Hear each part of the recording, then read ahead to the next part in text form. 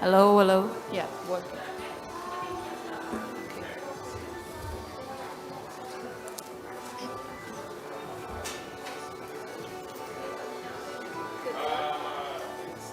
Ready to go. Good morning, ladies and gentlemen. Welcome to the Sustainable Investment in Forest for People, Profit, and Nature of the 50th World Forest Congress.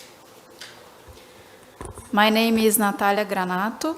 I'm a forest engineer, and I serve as the manager of Sustainability and Forest Affairs at the Brazilian tree industry, the association that represents planted forest-based industry in Brazil.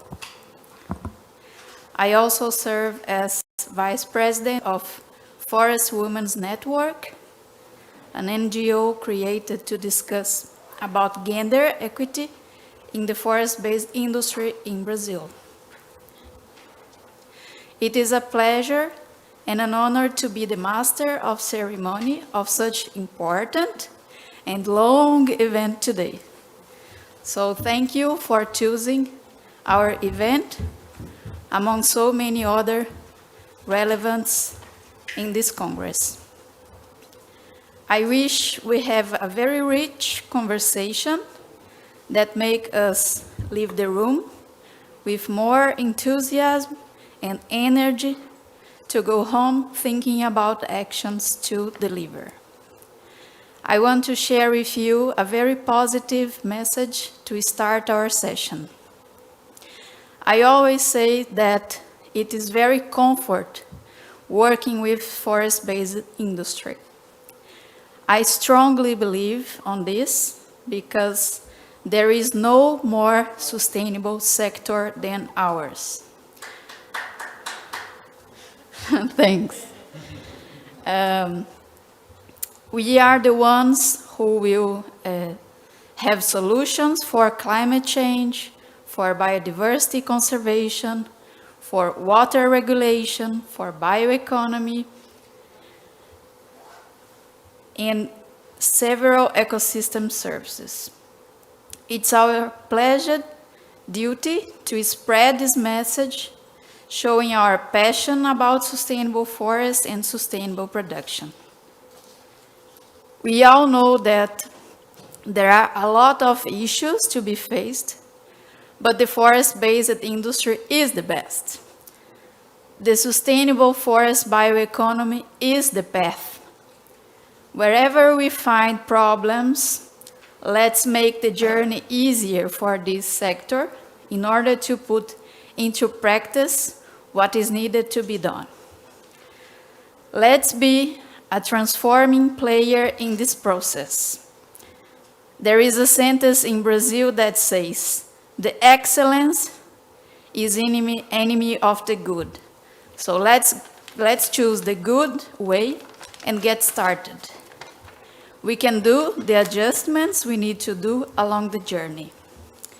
Having said that, as you all know, the pandemic has closed all of us at home for almost 2 years. So I kindly invite you to stay here right now, actively listening and watching the panelists.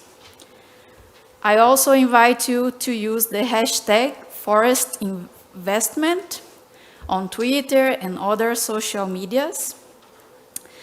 And now I'd like to remind the speakers that this event is being translated, so please speak slowly, especially for those like me that are not native speakers in English. And now I would like to invite our speakers of the first session. Two of them are already here in the table. We are waiting for one of them, and also for Mr. Minister Lee White that will join us later on. So our first session today is the investment in forests, an opportunity for transformation. So together with me here, we have Mr. David Brand, CEO of New Forests, Mr. David Gans, Executive Director of Hikof TC. Very hard to say that, I mean. Ms. Kavita Sinha, Director of Private Sector Facility, Green Climate Fund, who will join us later. And also the Minister Lee White, Minister of Water, Forest, the Sea, and Environment in Gabon. So let's get started, and I'd like to pass the floor to Mr. David Brand, CEO of New Forest. Okay, well, thanks very much, and pleasure to be here today, and thanks to the organizers for the opportunity to come and talk to you on this important topic. I'll primarily address today private investment in forestry, and in particular institutional investment into forestry. Institutional investors include pension funds, insurance, reinsurance companies, foundations, endowments, medical benefits trusts, large-scale diversified portfolios that are investing across a range of different asset classes, and forestry will be one component of those portfolios. But what's important is that those investors control something in the order of $75 trillion of assets, and so if we can get even 1% of that into forestry, it can have a very important implication, particularly as we're trying to push the idea of land use and forestry as being a key engine in the decarbonization process. So to kick off just quickly about our company, New Forest is an investment management business that I founded in 2005. We manage about $6 billion of assets across 1.2 million hectares of forestry assets, conservation projects, as well as processing and international trade. We operate dozens of forest carbon offset projects across our land base, which includes North America, Australia, New Zealand, Southeast Asia, and most recently we've entered into Africa. The company really has three key themes in our investment programs. One is the role of forests as a natural climate solution. The second is the role of the forestry sector in the transition to a circular bioeconomy. And the third is the role of forests and forestry in supporting rural community benefits. So the traditional forestry asset class really came from the growth of trees and harvesting of timber generating a return to investors, and steadily built up from, say, 1985 up to about 2006, 2007 through a rationalization of the U.S. Forestry sector. But over time, some of the characteristics of forestry as an investment became more evident. It's interesting that the return from forestry tends to come from the process of tree growth. And so there's no inherent correlation between the growth of trees and other markets like the stock market or bond yields and so on. And so when you're building a diversified portfolio of investments, it's good to have different investments that are uncorrelated. And forestry has made a positive contribution to that, and that's why it's been favored by these institutional investors over the last 20 years or so. And as people have gotten more comfortable with forestry, it's begun to expand internationally. So we currently have probably 60% of forestry investment in the United States, about 25% in Australia, New Zealand, and the rest in Europe, Latin America, Southeast Asia, and Africa. But what's interesting now, with maybe $100 to $125 billion of institutional investment in forestry, is that the asset class is starting to evolve and change, particularly with the opportunities in the decarbonization and climate change mitigation area. If you look at the world today, most major economies have set net zero emission targets for 2050 with relatively strict objectives for the interim period of 2030. Hundreds, if not thousands, of corporations have set net zero targets. Portfolio allocation now by these big institutional investors is also including a decarbonization component. So you end up with risk, return, and carbon liabilities as being three elements of investment design now. And with the forestry sector potentially able to deliver something like 25% of the decarbonization pathway, that's a huge demand for more capital to be allocated into the forestry sector. And on top of that sort of straight benefit in terms of removing carbon dioxide from the atmosphere or avoiding emissions through conserving natural forests. We have another big piece of the forestry sector, which is the transition to a circular bioeconomy. And forestry produces sustainable, renewable, recyclable materials. It can substitute for plastic, steel, concrete, polyester. Almost anything that can be made out of fossils can be made out of wood and wood biomass. So we have this tremendous opportunity, again, to scale up the forestry sector and make more of an impact. And again, that all needs capital because reforestation is a very capital-intensive activity. And land use change has challenges. When you look at large-scale reforestation of 100, 200 million hectares of the world, that is a very major undertaking. You often are dealing with vested interests, you're dealing with traditional land use practices, and so we need a mindset of partnership in terms of engaging with communities, ensuring that these investments are creating real community benefit and opportunities, as well as the environmental and commercial returns to investors. And, so we need to think in terms of this idea of shared value, where the returns to the investors are as important as the benefits to the communities where we operate.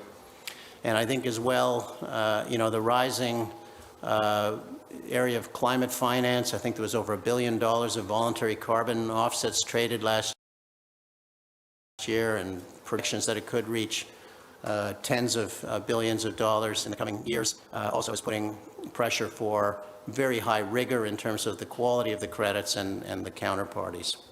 So I guess just in closing, as a company, we've tried to push some of these new investment strategies forward using blended finance, climate finance, looking at ways to engage with communities in terms of land access. And ultimately what this is leading to is an evolving land use-based investment strategy that engages with communities, brings new investment structures like blended finance, and can hopefully allow the asset class to grow, expand, and have a greater impact on some of these major issues in society. Thank you.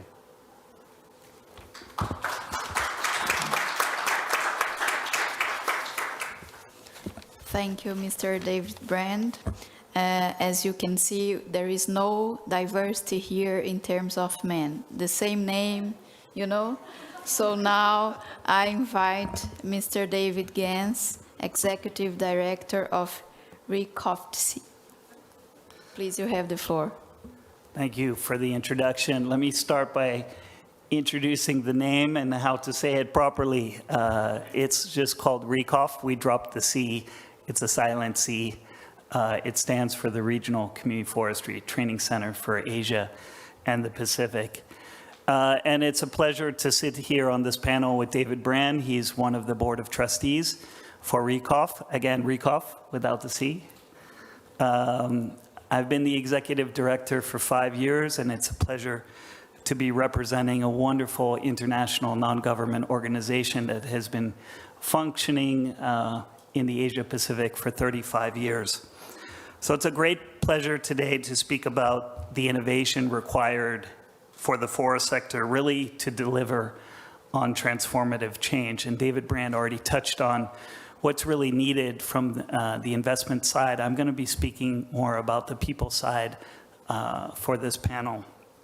And I'm a true believer in the potential of the forest sector. I am actually a forester by training. I've spent most of my career working on climate change and biodiversity conservation, but joined RECOF really with a true passion for community forestry. And I've witnessed firsthand the transformative power of community forestry in the Asia Pacific region. And I'd like to share some of those reflections with all of you today. In the Asia Pacific region, the forest sector is changing rapidly. It's changing in terms of the political dimension, as well as the institutional dimensions, and I'll speak to that in a second. Many countries practice community forestry in different ways. Their approaches are highly diverse. Even the title of community forestry changes, whether it's village forestry or social forestry, but the approaches are very much the same. It's about collaborative management whether partial or full devolution of management rights. It's practiced on public land for the vast majority of the region and has some form of communal tenure or ownership, but it requires collective action. And community forestry also includes larger areas of smallholder tree plantations on leased land or on private land. So there are different dimensions and different characteristics of community forestry in the Asia-Pacific region. What I'd like to emphasize is the potential, and the potential is growing. Community forestry has grown rapidly. Many countries have set targets to grow community forestry, and in Southeast Asia alone, we've seen the amount of forests managed by communities has actually doubled in the last decade, from 2010 to 2020. And by 2030, we could actually reach 30 million hectares of community forests, a five-fold increase in only 20 years. So the potential is tremendous. This growth means that the transformational power of community forestry is immense, at least in Asia. And in my colleagues here, can see a transformative potential for community forestry, not just in Asia, but around the world. And I know FAO is doing a very wonderful job on knowledge management, extending to the different regions that are represented here. Our real challenge is to unleash the potential of community forestry, and most importantly, the potential leadership and knowledge of indigenous and local communities around the world. And we saw this in Glasgow. Last year was the year of nature, but I would say it was also the year of indigenous peoples and local communities.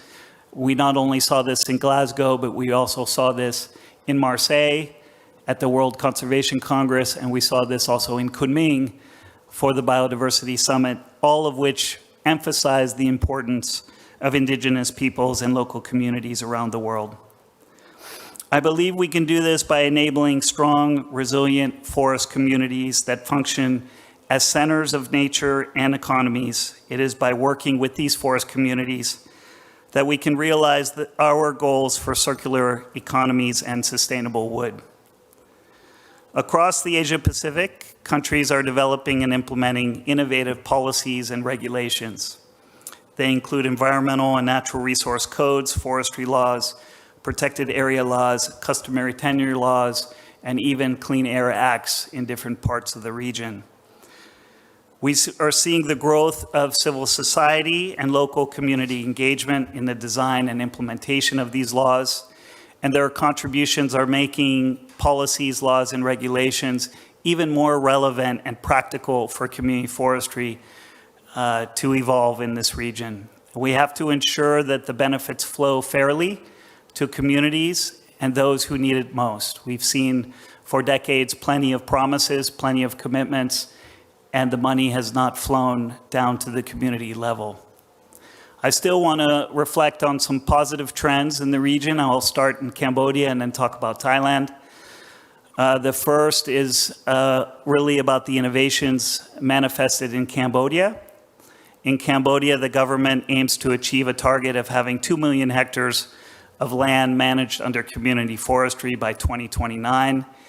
And prior to the COVID pandemic, there were only 362,000 hectares managed under CF, community forestry schemes in Cambodia. That was 18% of the Cambodian goal, but we're very anxious to see them achieve that target of 2029 and 3 million hectares. The evidence in Cambodia is clear. Community forestry in Cambodia is enabling the poorest communities to build secure livelihoods and manage their landscapes effectively, making them even more resilient and centers of economic activity. We saw this during the pandemic, but also as they're coming out of the pandemic, these communities are very resilient. Thailand is another example of how innovation is releasing the power of communities.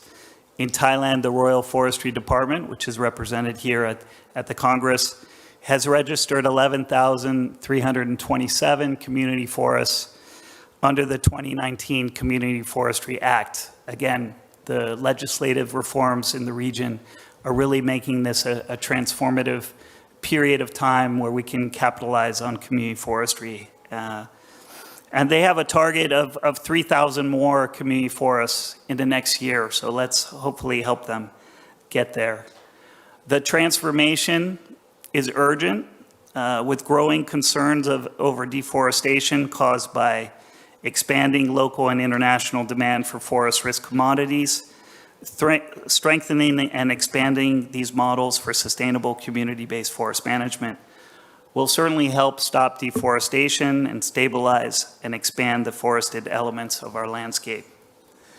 We've already designed and tested many of these models of community forestry that can be integrated into a wider jurisdictional level approach. And we'll be hearing about this throughout the Congress about jurisdictional approaches, not only in Asia Pacific, but around the world.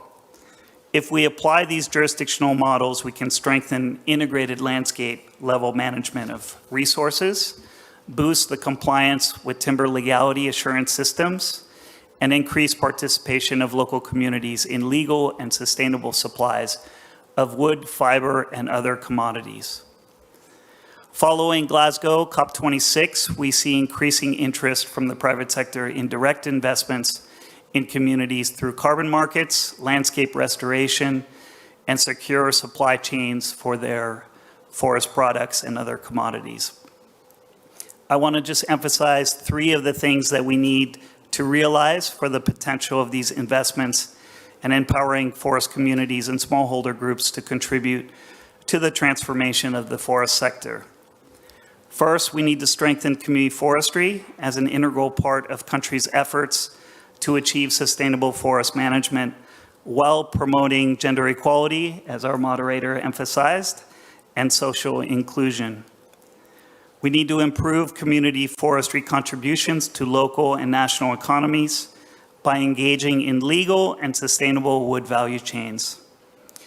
And lastly, we need to contribute to climate change mitigation and adaptation, as well as efforts to reduce deforestation and forest degradation by integrating community forestry into jurisdictional or landscape level management of natural resources and integration also into the NDCs.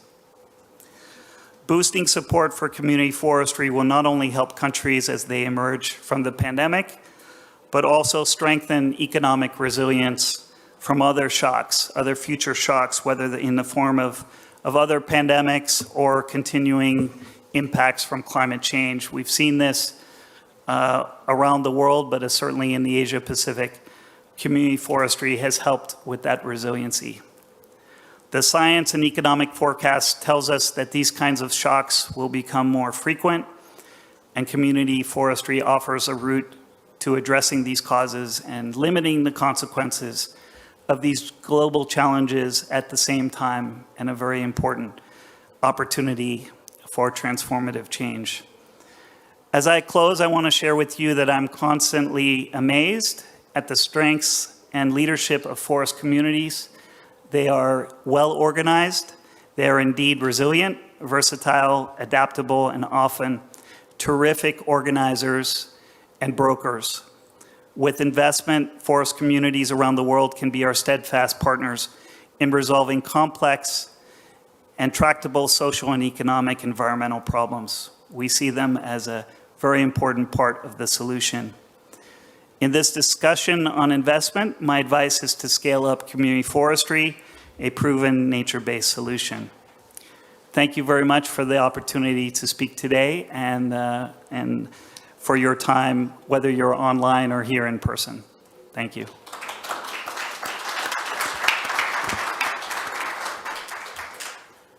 Thank you, David. Now I'd like to invite, and we are delighted to have here with us, Mr. Lee White, the Minister of Water, Forest, the Sea and Environment from Gabon. Please, Mr. Lee White, you have the floor. Thank you. Sorry to be late. I was in the other room. I'm going to talk about Gabon. Gabon is a somewhat unusual country where we are 88% covered in forest. So, the forest is, traditionally the forest is our, is our larder, our temple, our hospital. The peoples of Gabon have evolved in the forest. But today we're a country which, whilst we're 88% forest, we're also 87% urban. So almost all of our people live in urban areas, in cities. Funny noise? Aha.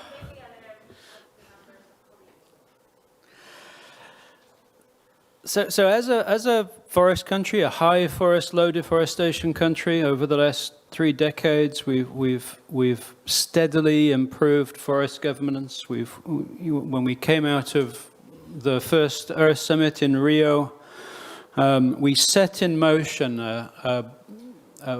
an evolution in forest policy. We passed an environment law, then a forestry law that makes sustainable management of forestry concessions compulsory. We passed the National Parks Law, a Sustainable Development Law, and most recently a climate change law. We were very active in the RED process back in the, around 2005 to 2010. We then somewhat moved away from that. We decided that for a country 88% covered in forest, unless the forest is intimately integrated into our national development policy, then our forests were not going to survive. And as we look at the importance of the Congo Basin forests, which lock up 8 years of global carbon emissions. So if we lose the Congo Basin, we lose the fight against climate change globally. And if we lose the Congo Basin within Africa, the Congo Basin's the heart and lungs of Africa. We lose the rainfall in the Sahel, we lose the rainfall in Ethiopian highlands, we lose the Blue Nile, we lose agriculture in Egypt. And so in many ways, Gabon and the other Congo Basin countries have no choice. If we don't maintain our forests, then the world is heading down a very slippery slope. So how do you do that? You can't do that by relying on handouts from RED. It just doesn't work. The commitments that we heard back in 2009, 2010 for tens of billions of dollars just never materialized. And so what Gabon has done is tried to develop a sort of indigenous forest economy vision for preserving the rainforest. We're looking at 2 major challenges as we develop our forest policy. One is we're an oil economy. Actually, 60% of our revenues currently come from oil. And obviously, that oil economy is going to disappear. The atmosphere has been so filled with carbon dioxide that nobody's going to be buying our oil in. And nobody can tell you when, whether it be the IMF, even the oil companies. Is it in 5 years, 10 years, 15 years? The oil economy will shrivel. But basically, it's doomed. And so we have to adapt economically to climate change by shifting from an oil economy to a sustainable economy. And as many, perhaps most African countries, we have a very young population. So we have twice as many children and young people in school and university as we have jobs in our country today. So we're going to have to double the number of jobs over the next 10 to 15 years if we're going to maintain peace and security in Gabon. And we believe that a sustainable forestry and timber processing economy is probably the best bet we have when it comes to transforming our economy into the future and creating those jobs. When you export logs from Africa, like Gabon did for 110 years, you are only benefiting from the cutting down and the logistics of transporting timber to the port. That's about 8% of the forest economy in our case. So you're retaining 8% of the jobs in the economy, and you're gifting 92% to whoever buys your logs. If you ban timber export, as we did in 2010, and then you begin a forest processing industry going from first to second to third level transformation, at each transformation, basically, you double or triple the number of jobs and the economy. And so, literally, you can multiply your forest economy by a factor of 10 to 20, and you can multiply the number of jobs by a factor of 10 to 20. And so we're banking on going from 30,000 jobs today to 300,000 jobs in 10 years' time, to a $1 billion economy today, to a $10 billion economy into the future. And the beauty of forestry is that it creates jobs in rural areas, but if you create transformation hubs in peri-urban areas, you get a sort of a double benefit. You create jobs for the young people in urban areas, and the jobs are, go everything from fairly, kind of manual labor to highly skilled. We just signed a contract to put a big guitar making factory into Gabon. So the skilled labor of creating guitars out of ovenkol, one of the hardwoods in our country, is a very rewarding job. And so you're creating a range of different jobs. And if you put timber processing hubs into peri-urban areas, you can also create a circular economy where the waste from one factory becomes the raw materials for another factory. And you go from 30% efficiency and transformation to we're up to about 85% efficiency now in the use of wood in our big timber hub outside of Libreville. And as we open the Congo Basin's first particle board factory, we should get to the point where almost all of the waste wood is going into fairly high-value products. And so it's a work in progress. We are looking to basically to give, as I said, we're a low population. So if we create 300,000 jobs, that's 600,000 adults, if those people are married, whose livelihoods will depend on the forest economy. In a country where today there are only 900,000 people enrolled on the electoral register. So over half of the people of Gabon, potentially, in 10 years' time, will have their livelihoods linked to our ability to manage the forests sustainably. We all know here at this Forest Congress that if your timber isn't legal and sustainable and carbon positive and biodiversity positive, then there are stronger and stronger lobbies that are going to stop you selling your timber. So those, basically we're going to get to the point where half of the Gabonese adult population are pushing me, the Ministry of Forestry, to get forest management right and to make sure we don't have illegal forestry, make sure that we're carbon positive, make sure that we're biodiversity positive. And so hopefully an example of how you can actually involve a whole nation of a rainforest country in the forest economy, and that way create a constituency that will ensure the sustainability and the survival of the rainforests of the Congo Basin. I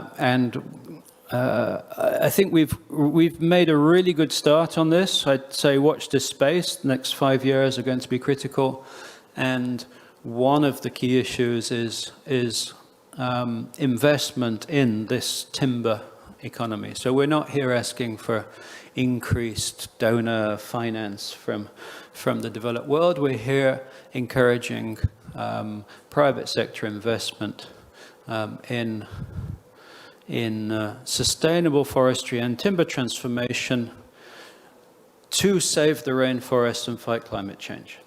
Thank you.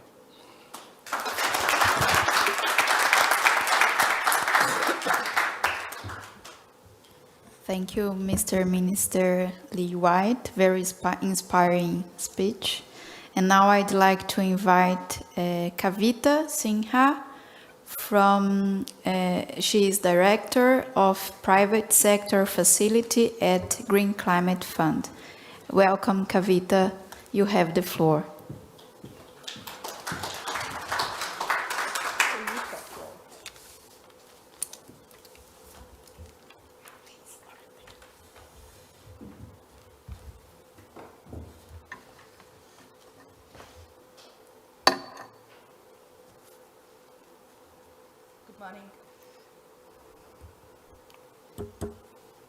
Hello.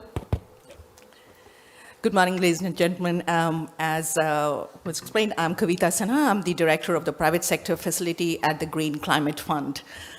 Great pleasure to meet you, fellow panelists, and it's a great pleasure and an honor to be speaking on behalf of the Green Climate Fund here.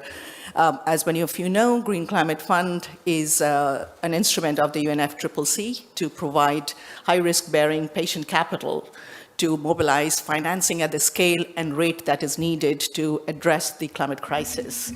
The IPCC's Sixth Assessment Board, the Working Group 3's report is out. We are not on track. That goes without saying. The money that needs to be mobilized is not there yet. No amount of public finance, and the Minister from Gabon stated that no amount of public finance or grants is going to do the job that needs to be done in the time that it needs to be done.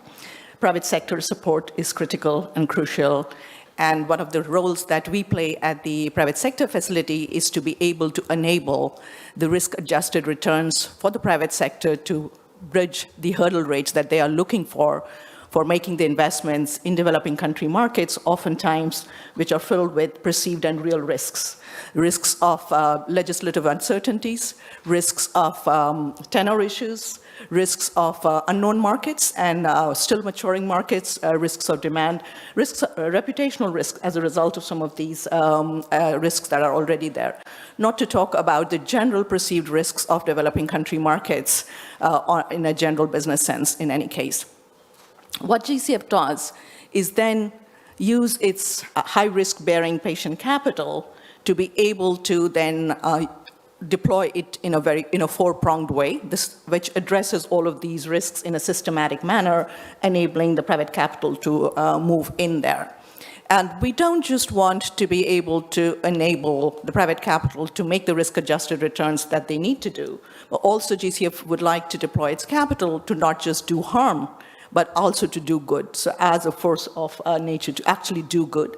Because forests, as you all know here, I come from the private sector, you are the foresters here, as you know, also supports a lot of people, many of them very vulnerable to climate. Women, indigenous population, and other small entrepreneurs, micro-enterprises and others. But we would like to deploy our capital not just to help the private sector make the risk-adjusted returns that is required for them to make investments. Profit-making is not a bad word, but how you make it is what we hope to do, and actually use it as a force of good. So in order to do that, we deploy a four-pronged approach. The first prong is on enabling the countries and the institutions in the countries to build the capacity to absorb the private finance that will flow, whether from local markets or from international capital markets. And that can happen through integrated policy and planning. That can happen from ensuring that the policies in place value the risks of non-sustainable forest actually brings with it, and internalizes the positive goods that sustainable forest can do. So if policies can do that, it creates a pull for the market to come in as a result of that. And we are doing, for example, using a readiness grant support for Papua New Guinea to help them develop a carbon registry, which has the integrity and the trust that the private sector is looking for in order to develop that. And it enables the country then to develop alternative financing sources to be able to then not be dependent on this whole dependency economy of grant-based capital. The second prong is the supporting deployment of capital for innovation, whether it is innovation in technology, innovation in policies, or innovations in financial instruments. For example, one of the projects that we supported last year, which is through our partners IDB in the Amazon forest, they are looking to support, through the IDB lab component, equity for micro MSMEs to develop bioeconomy enterprises through equity. So it's very small amounts of equity going into the lowest value chain in that process, all the way through the medium-sized economies, medium-sized enterprises which have the capacity to raise capital in the capital market, but have never done so for products, sustainable non-timber, in that case it was non-timber products. So we are supporting the entire value chain through innovative financial instruments at different parts of the value chain, depending on the capacity of that part of the value chain. So that's one type of way we are supporting. The third one, which we are mostly known for, is the mobilizing capital at scale. And there we do by deploying we, as you know, are capital agnostic. We have multiple instruments, financial instruments that we can deploy depending on the risk and depending on the value that we're trying to create. So we could deploy reimbursable grants for the private sector, we could deploy equity, we could also do loans, and we could do that in multiple different ways, as first loss capital, or subordinate debt, mezzanine debt, depending on what their needs are. And we could also do guarantees. So we combine many of these instruments, many times different ways to ensure that the capital that is being deployed enables the mobilization of future markets, not just the project that we're doing, and that's the paradigm shift that we try to create.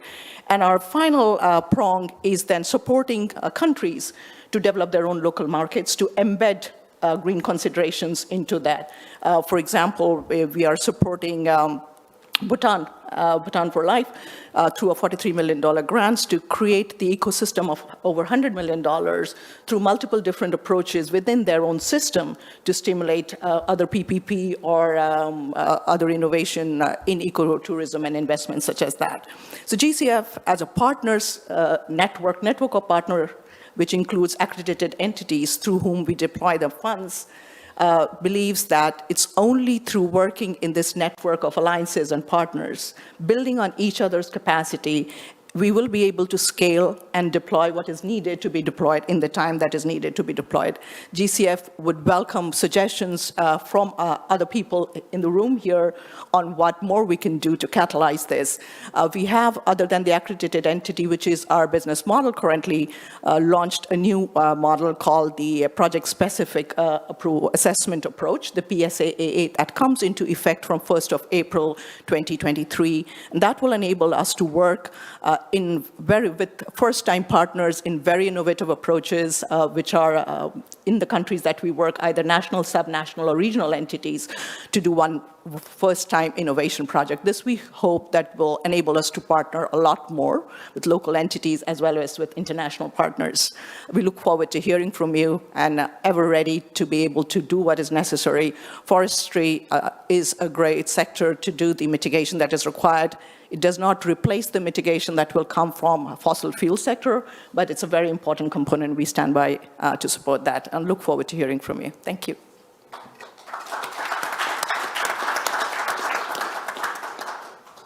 Thank you, Ms. Kavita. Now I'd like to thank you all for this first session. It was very fruitful and very rich speech for us this morning. So thank you very much. And now I'd like to